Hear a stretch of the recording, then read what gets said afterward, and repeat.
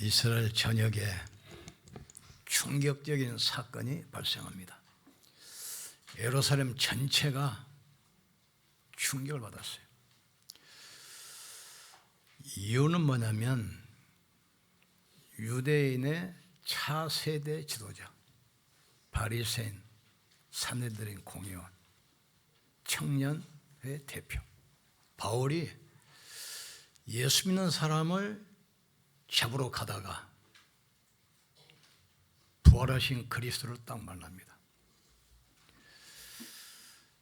그리고 나서 예수 믿는 사람을 잡으려고 체포영장까지 가지고 갔던 사람이 돌아와서 그 예수를 증거하기 시작해요.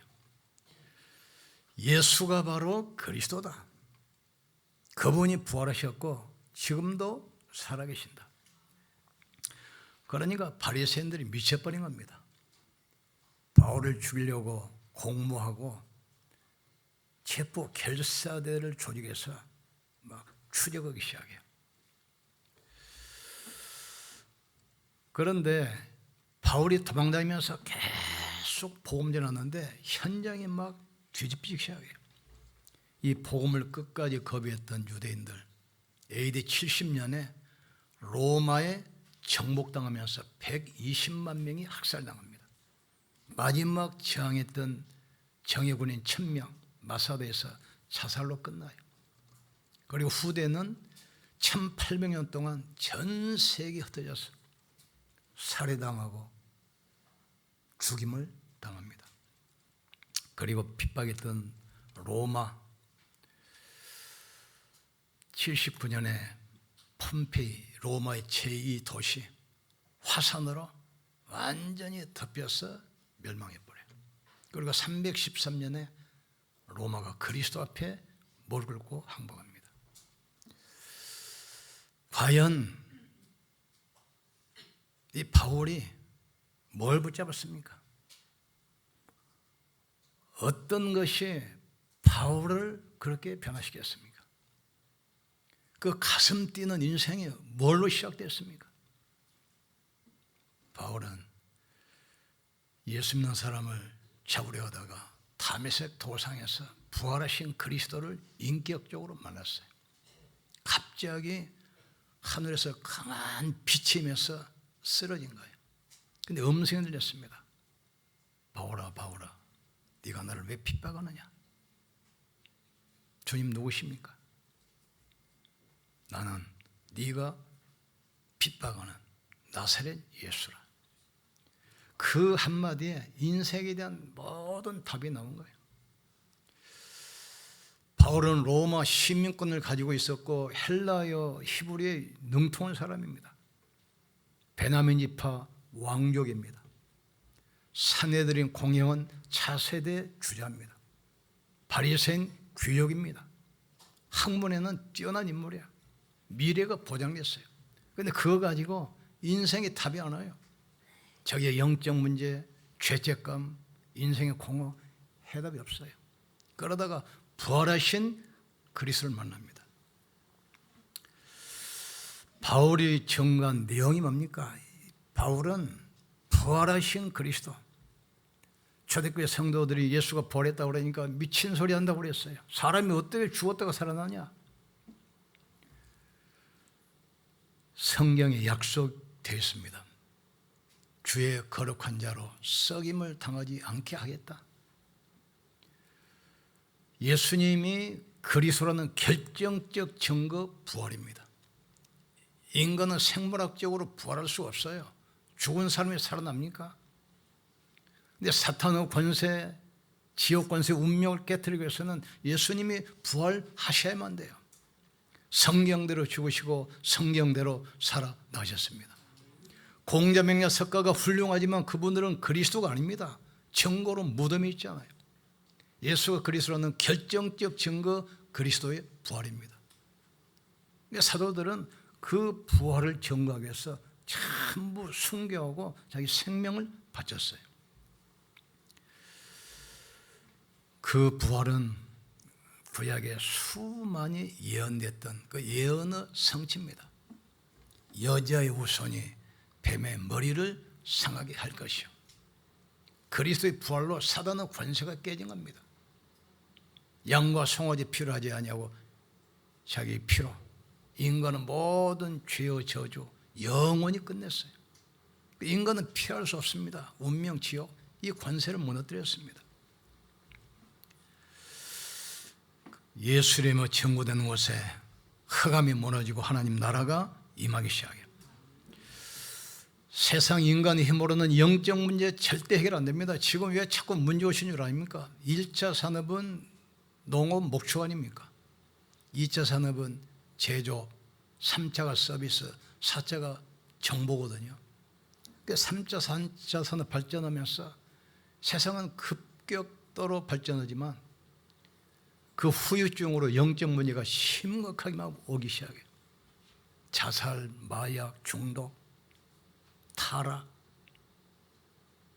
질병 시대, 전쟁 시대, 재앙 시대 왔어요. 이걸 막는 길은 다른 길이 없어요. 오직 그리스도입니다. 하늘과 땅의 모든 권세 가지고 세상 끝날까지 항상 이겠다 약속했어요. 바울은 그 복음을 부활하신 그리스도를 만나는 순간 자기 인생의 답이 나버린 거예요. 모든 방황이 끝났습니다. 모든 의심이 사라졌습니다. 인생의 죄책감, 허무, 무의미 이게 영원히 끝나버렸어요.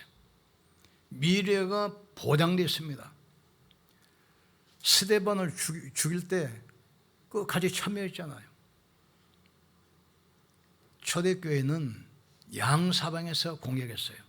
로마에서는 반역자로 해서 공격했고 유대인들은 이단이라고 해서 무지하게 학살했어요. 그런데 초대교회는 뭘 붙잡습니까? 부활하신 그리스도를 증거했습니다. 예수님이 그리스도라는 결정적 증거, 그리스도의 부활입니다. 부활로 믿을 만한 확실한 증거를 주셨느니라. 그 사도들은 그리스도의 부활을 증거하기 위해서 한 사람도 빠지지 않고 다 순교했습니다. 주님은 지금 살아계십니다. 우리 예배 속에 주님은 함께 하십니다. 이 복음 가지고 바울은 어떤 현장으로 들어갔습니까? 복음이 아니면 안 되는 현장, 가장 복음이 필요한 현장을 갔어요. 그 첫 번째 어디죠? 정치 현장입니다. 우리나라 보세요. 그 무속인이 두 가지입니다. 남자 무속인은 박수라고 하고 여자 무속인을 무당이라고 그래요. 정치인들이 무속인 말 듣고 뭐 스케줄을 잡고 무속인 말씀 듣고 움직이고 그러잖아요. 총독이 성공했는데 인생이 답이 없으니까 박수를 따라다녀. 거기 가서 복음을 증거한 겁니다. 두 번째 현장 어디입니까? 사도행전 16장. 경제인이 루디 아닙니까? 비단 장사, 명품 장사입니다. 왕족과 귀족만 상대합니다. 상류층 많은 돈을 벌었는데 인생이 답이 안 나요. 그러니까 귀신들이 무당을 쫓아옵니다. 여기 가서 뭐랍니까? 내게 있는 것으로 내게 명하노니 나사렛 예수 이름으로 더러운 귀신아 떠나갈지어다. 그러니까 무속의 이 경제인들이 답을 얻고 나서 복음을 위해서 생을 건 겁니다. 지식인들이 지금 뭘 말합니까? 문화를, 무속 문화를 문화로 생각해요. 우리나라 무형문화재 국가에서 매달 100만 원씩 줍니다. 이 사람들이 누군지 아시면 전부 다 귀신들, 무당들입니다. 이것들이 모든 정치 행사, 일정 스케줄 다 준비하잖아요. 그런데 지식인들이 무속 종교를 문화로 착각해가지고 계속 거기 참여하는 거예요. 그래 갈수록 영적 문제 올 수밖에 없고 재앙이 올 수밖에 없어요. 전에 무속인 전도를 하러 갔는데 무속인들은 성금 안 내면 복채 안 내면 점 안 쳐줍니다. 복채 내는 복채. 그래서 내가 당신 내 점 쳐주기 전에 내가 당신 점을 먼저 봐주겠다. 그러니까 별 사람이 다 또 쳐다봐요. 다른 말 안 했어요. 불신자 상태에서까지. 여러분 다 알잖아요. 불신자는 아무리 배우고 가져도 운명에서 절대로 못 빠져납니다. 신분 자체가 마귀 자녀야.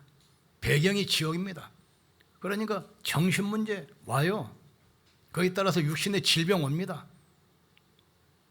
영원한 지옥 배경이 있죠. 그 후대가 멸망해요. 그 불신 상태에서까지 이야기하니까 이 사람이 돈을 내주더니 가라는 거예요. 여러분이 누군 줄 아시기를 주의 이름으로 축복합니다.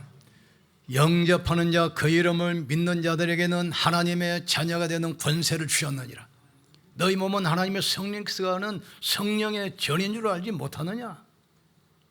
우리의 시민권은 하늘에 있다겠어요. 교회가 복음을 놓치고 종교화돼가요. 어둠은 다른 것으로는 절대 안 됩니다. 빛으로만 해결돼요.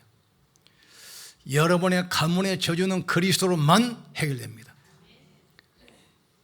영적 문제 다른 것으로 안 됩니다. 그리스도로만 해결됩니다. 지옥 권세 어떤 것으로도 피할 수가 없어요. 그리스도로만 해결돼요. 그래서 우리는 이 복음을 전해야 돼요. 나만이라도 생명의 복음 전해야 돼요. 우리 교회만이라도 생명의 복음 전해야 돼요. 바울은 생을 걸고, 그래서 나와 복음을 전하는 일에는 내 생명을 조금도 아끼지 않겠다겠어요. 정치인들, 경제인, 산업인들이 다 무속인 말 따라갑니다. 우리는 이 현장 살려야 돼요. 바울은 복음 깨닫지 말자. 복음이 가장 필요한 현장. 복음이 아니면 절대로 안 되는 현장. 그러면서도 세상을 멸망으로 끌고 가는 이 영향력 있는 그 현장에 딱 들어간 겁니다. 그리고 나서 또 어디 갔습니까? 렘넌트가 있는 회당에 들어갔어요. 가지고 정확한 복음을 전합니다. 뭐라고 전합니까? 예수가 그리스도라는 것 증거로 부활, 십자가에 죽으시고 부활하셔야 할 것 당위성을 설명했어요. 왜 그리스도입니까? 우리가 이단 소리 듣고 핍박받으면서도 왜 그리스도를 말해야 됩니까? 세상은 어둠 속으로 들어가고 있습니다. 그래서 많은 학자들이 미래 희망을 이야기하잖아요. 과학이, 의학이, 지식 발전하면 유토피아, 좋은 세상이 와. 근데 성경은 절대 그렇게 이야기하지 않습니다.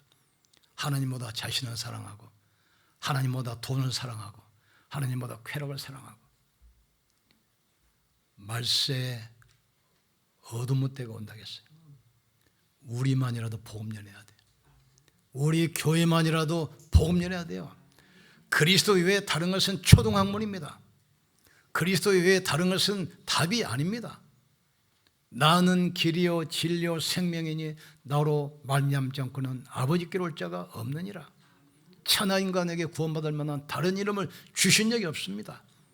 그러니까 바울은 미래가 보장된 유대 차세대 지도자예요. 이 사람이 막 자기 교리 지키기 위해서 막 사람도 죽이고 핍박도 하고 별짓 다 했잖아요. 그런데 인생에 답은 없어요. 부활하신 그리스도를 만났습니다.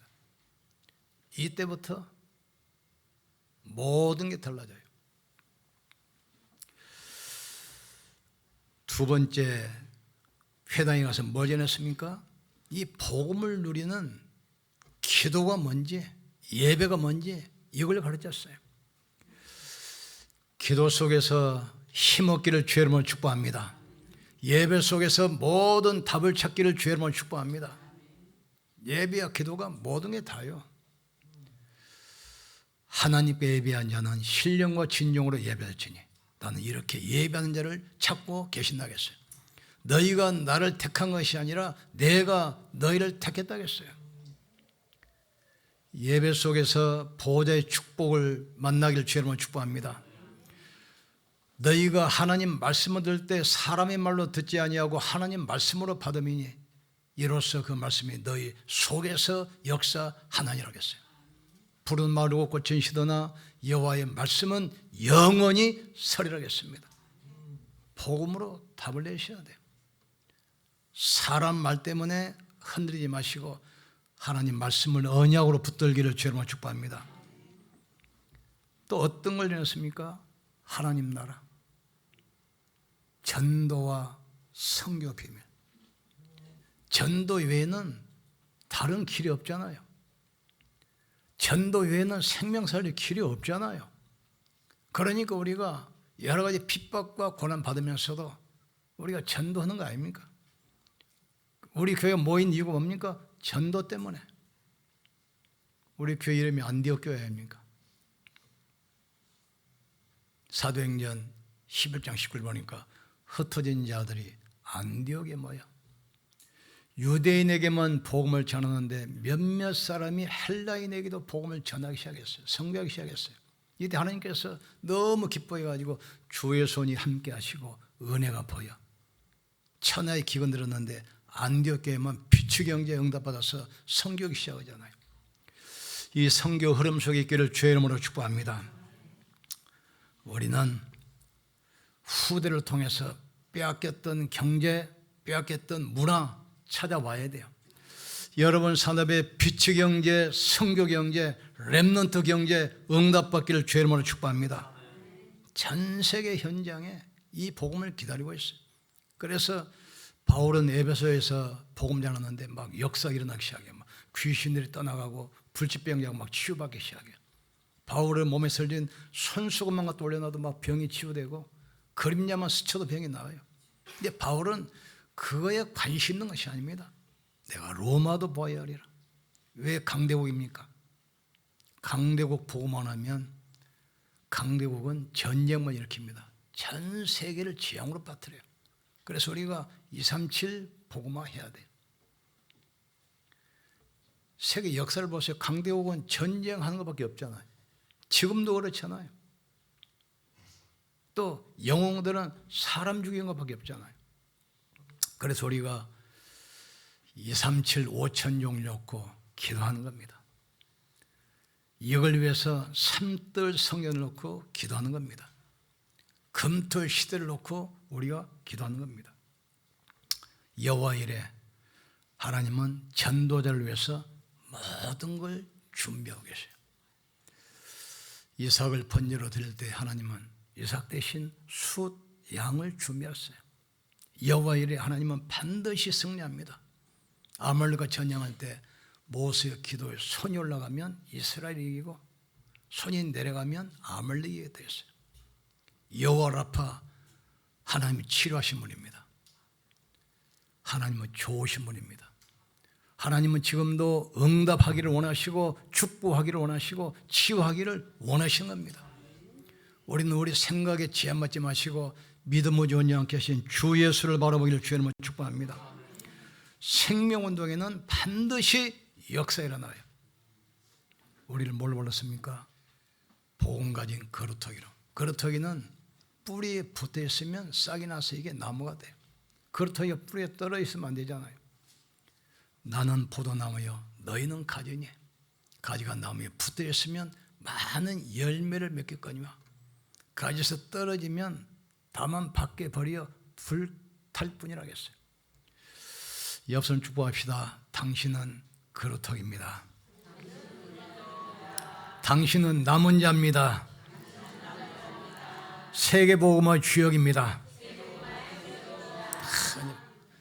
사람은 누구나 자기 입장에서 이야기합니다. 절대로 속지 마시고 말씀 붙들기를 주의 이름으로 축복합니다.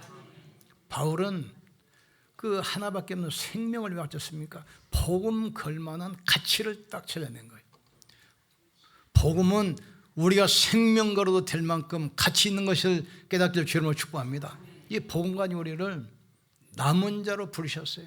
복음 가진 남은 자. 우리는 순례자입니다. 복음 가지고 생명 살려야 돼요. 우리는 영적 파수꾼입니다. 누가 뭐래도 괜찮아요. 나만이라도 생명의 복음 가지고 사람 살려야 돼요. 우리 교회만이라도 이 복음 전해야 돼요. 저 하늘이 무너지고 이 땅에 꺼져도 예수 그리스도는 어제나 오늘이나 영원토록 동일하십니다. 그 사울은 모든 걸 버려버리고 부활하신 그리스도를 딱 만나고 나서 인생에 딱 결단한 겁니다. 왜 그랬습니까? 생명을 가치를 발견했어요. 이 속에 우리가 있다는 사실을 깨닫기를 주의 이름으로 축복합니다. 우리 성전 나눕시다. 예수님이 십자가에서 피 흘려 죽으심으로 우리의 원죄, 자범죄, 우상숭배죄 모든 죄 문제를 해결하시고 우리를 구원하셨습니다. 십자가 지시기 전날 밤 성전하시면서 이 잔은 내 피요 이 떡은 내 살이다 그러면서 내가 다시 올 때까지 이 성찬을 하면서 나의 죽음을 기념하라고 그랬습니다. 성찬을 통해서 예수님이 누구 때문이 아닙니다. 나를 위해서 몸짓고 피 흘려 죽으셨습니다. 나를 위해서. 누구 때문이 아닙니다. 나 때문에 몸지고 피 흘려 몸에 있는 피를 다 쏟으시고 다 이뤘다겠어요. 우리는 연약하고 부족합니다. 그래서 십자가 은혜가 필요합니다. 몸이 아픈 분들 걱정하지 마시고 십자가 은혜를 붙드세요. 연약한 분들 낙심하지 마시고 십자가를 붙드세요. 믿음을 주는 영계하신 주 예수를 바라보겠습니다. 너희는 아무것도 염려하지 말고 모든 일에 기도와 간구로 감사함으로 하나님께 아뢰겠습니다. 십자가를 통해서 사탄의 권세, 죄의 저주, 지옥 운명 영원히 끝냈습니다. 우리가 받아야 할 저주, 재앙, 운명을 십자가에 같이 못 박았습니다. 그 은혜가 임하게 하여 주시옵소서. 나를 가난, 질병, 무능에서 치유되게 하시고 이 엄청난 축복 복음을 내가 마음껏 누리게 하시고 이 복음 가지고 현장 살리는 십자가의 정인 부활의 정인되게 역사해 주시옵소서. 우리 같이 기도하시면서 성찬 나누시겠습니다.